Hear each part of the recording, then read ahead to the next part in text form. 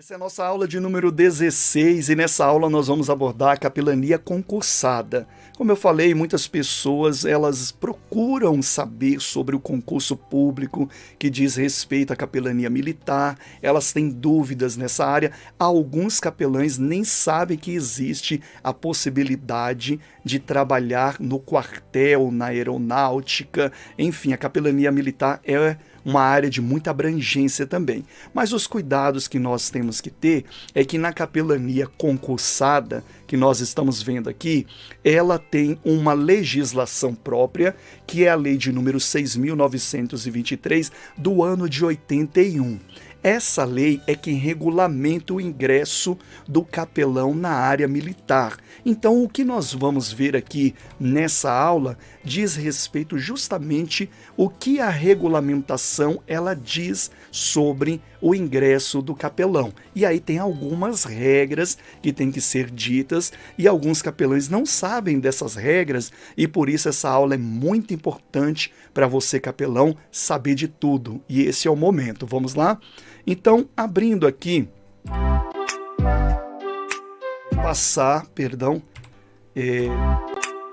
o que está acontecendo aqui, mas pronto, já vamos corrigir em nome de Jesus. Quais são os requisitos para ser capelão militar? Então veja, para se tornar um capelão militar, o interessado deve ser ministro religioso. Nesse sentido aqui de ministro religioso, a gente entende o seguinte, a lei está fazendo a convocação do seguinte, não é a gente que entende, é a lei que está mencionando. Nessa hora, a lei está falando daquele ministro de confissão religiosa que está atuante em seu ministério. Por exemplo, padre, pastor, etc., né? Há outras colocações aqui, mas digamos que a linha de frente dos títulos dados a estes ministros de confissão religiosa atuantes em suas igrejas são padres e pastores, tá bom? Então, primeiro requisito aqui é ser pastor, no nosso caso, das igrejas evangélicas. Então aqui eu já tenho que dar uma notícia não muito boa, talvez, para você que não é pastor, tá? E eu vou fazer mais uma observação aqui. Para você que não é pastor, você não vai poder ingressar na capelania concursada, tá? Você vai continuar sendo capelão, atuando em várias áreas, repartições da capelania, mas como voluntário. Há uma outra possibilidade também de uma capelania que tem um certo tipo de remuneração que nós vamos ver já nas aulas que vem por aí, tá bom? Mas por enquanto, voltando a falar da capelania concursada, da capelania militar, é necessário ser pastor. A observação que eu quero fazer aqui é a seguinte, tem que ser pastor e também não pode ser pastora. Então também não pode ser pastora. Isso eu estou falando para capelania militar. Capelão, capelã, não confunda. É para quem quer ingressar na capelania militar através de concurso público, tá bom? Isso é o que a lei determina e é os requisitos que ela está pedindo aqui. Voltando aqui para o nosso slide, olha só, tem que ter também formação superior em teologia, ou seja, aquele famoso bacharelado em teologia. Tem que ter também essa formação. Conforme a legislação brasileira, bacharel em teologia. Experiência comprovada no ministério cristão, ou seja, é aquela experiência pastoral.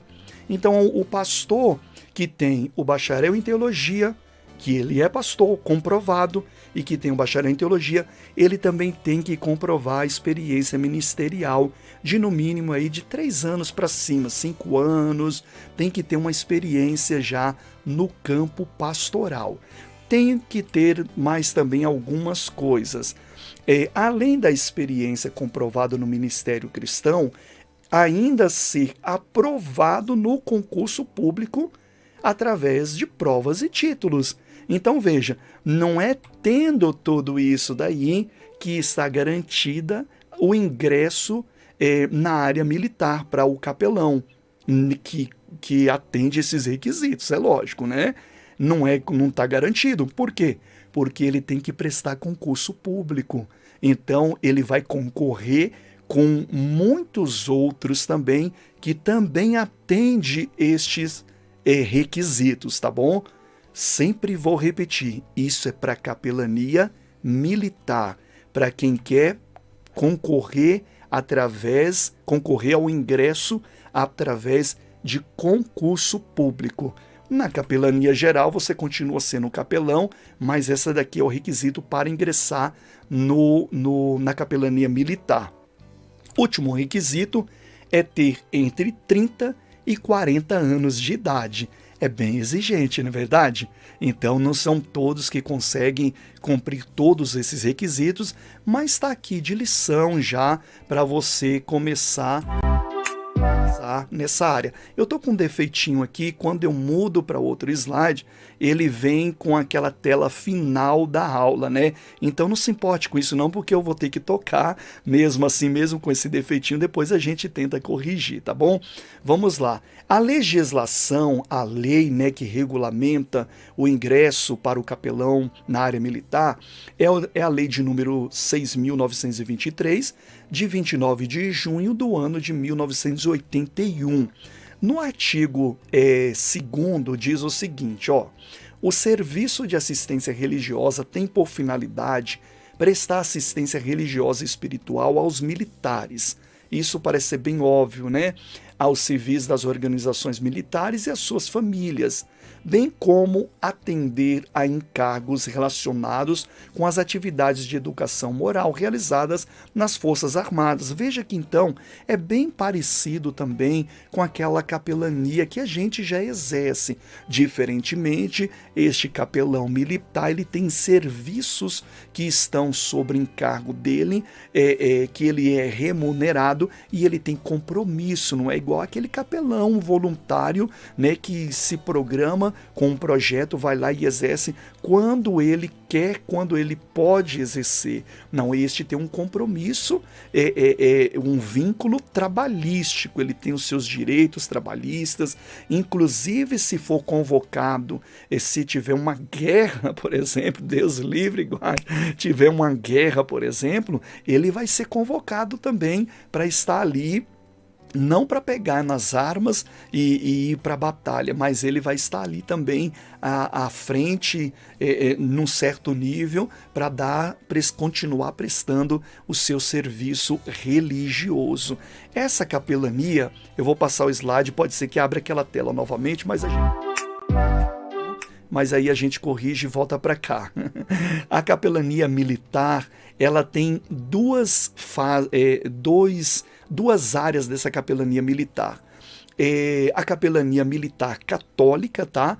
Não existe outra capelania, é só militar católica e também a evangélica, é isso mesmo. A capelania evangélica também está ali compondo a grade ali dos capelães militares, né? A capelania militar católica no Brasil é garantida por força de acordo diplomático. Isso foi um acordo entre o Brasil e a Santa Sé, né? Quem, por exemplo, conhece a Igreja Católica sabe que é ali o departamento, um dos principais, né? Assinado no dia 23/10 de 1989. Então aqui que foi feito o acordo para que instituísse no Brasil a capelania militar católica. Vou passar mais o slide de novo e vai vir aquele defeitinho. A gente já corrige rapidamente. Vamos lá. A capelania militar protestante, que, como eu falei para você, né, são duas frentes da capelania militar, a católica e a evangélica. Não tem outra capelania. Não tem capelania espírita, não tem capelania, sei lá, de outras religiões. Não tem. É só católica e a evangélica, tá bom? Nesse sentido, nós temos aqui a capelania militar protestante também, fazendo parte ali integrante do serviço de assistência religiosa das Forças Armadas, composta atualmente por 9 pastores, tá? Capelães do Exército Brasileiro, 9 na Marinha do Brasil, 7 na Força Aérea Brasileira e muitos outros na PM e na BM dos diversos estados brasileiros. Que bonito, né? Talvez você não sabia disso. Quem sabe você se encaixa aí nos requisitos. Pense nisso também, se você, é lógico, tem vocação para isso, porque isso é um ministério muito importante para cuidar ali da área militar. Essa aula foi então para te esclarecer sobre a capelania militar e nós vamos à nossa próxima aula.